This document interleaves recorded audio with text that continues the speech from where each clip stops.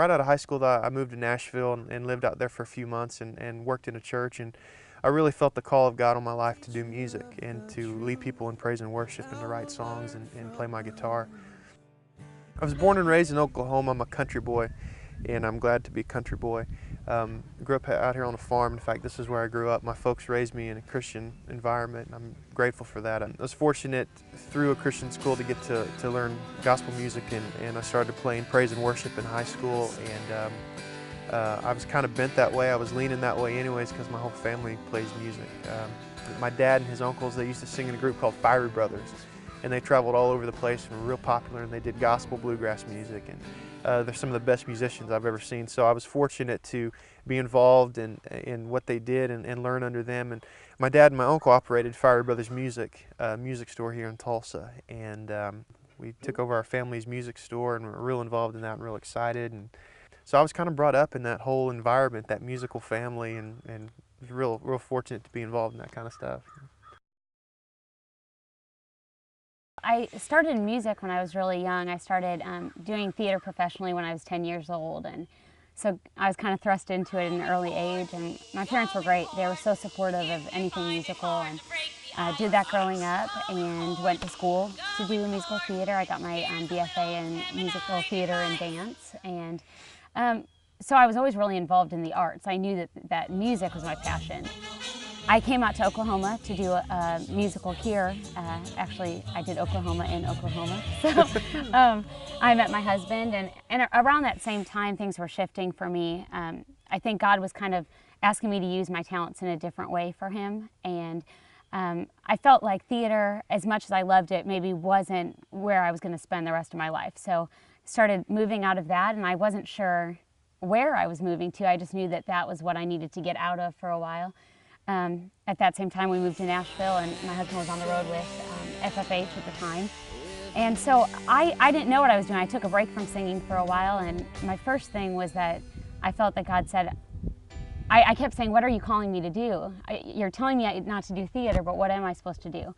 And that was kind of a difficult time, and didn't know what. I said, I'll do whatever you want me to do. You just got to tell me what it is.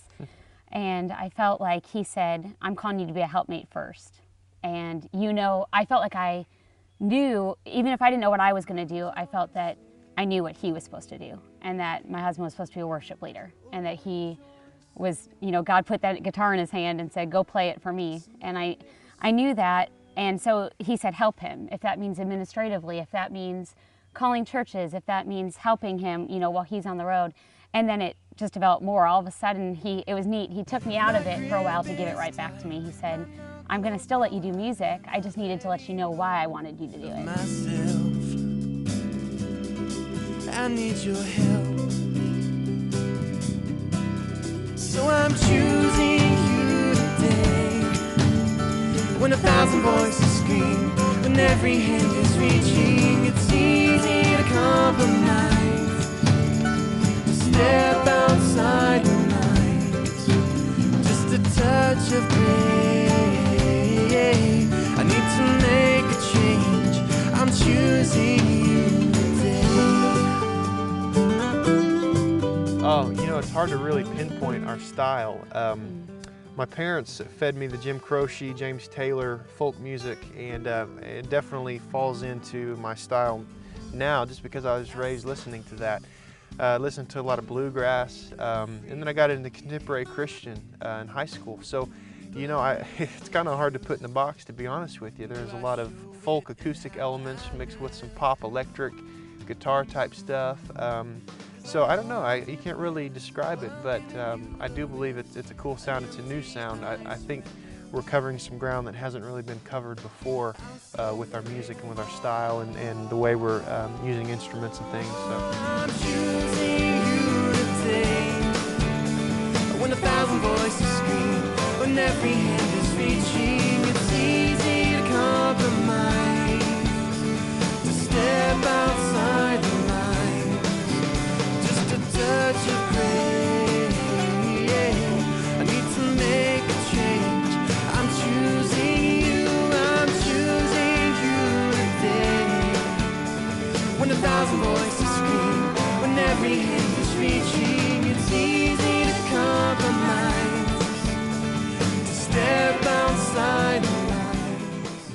it's a unique thing for us to be a married couple on the road, you know, and to be able to, because he deals with temptations and problems that the men we're ministering to might be dealing with, and then I can connect with the women on things. So it's really nice that we can kind of bring both of those perspectives, and we're kind of at that in-between age, you know, we're both kind of right out of college and we're married, so we also kind of feel like we can connect to the young singles. So we're just at a really cool point in our lives where we feel like we can minister to a lot of different people, and we come back with a lot too. You know, we'll come back after hearing a speaker at a different church, and that really enhances our marriage when we can come back and hear and put into practice some of the sermons we're hearing on the road. Mm-hmm. So. Yeah, we found that there's always power in numbers, and we offer kind of a more broad ministry because she's a woman, I'm a man. We just kind of get each other. You know, I get men, she gets women, and so it helps us. We're more sensitive to the needs of them because we understand what they're going through, and she's able to minister to a lot of the women. I'm able to minister to a lot of the guys, and I think it's nice because it opens us up to more opportunities too, because where a lot of bands maybe are, and this is great that they are entertainers, they go in and they do a show. We're so blessed because we can go in and do a concert, but we can also do a women's retreat or you know, an anniversary celebration for a church. I feel like it's opened us up to so many more opportunities. And our style is that, you know, opens us up to that too, because we love to lead worship. We can do kind of that more intimate thing, but then he can pull out his electric guitar if they want to go in that direction too. So that's kind of neat. So lay up your treasures in heaven where no thief can come and steal. Lay up your treasures in heaven where its worth and value are real. Oh, offer your life to the Lord with all the blessings you've been given. You'll receive your just reward if you'll lay up your treasures in heaven.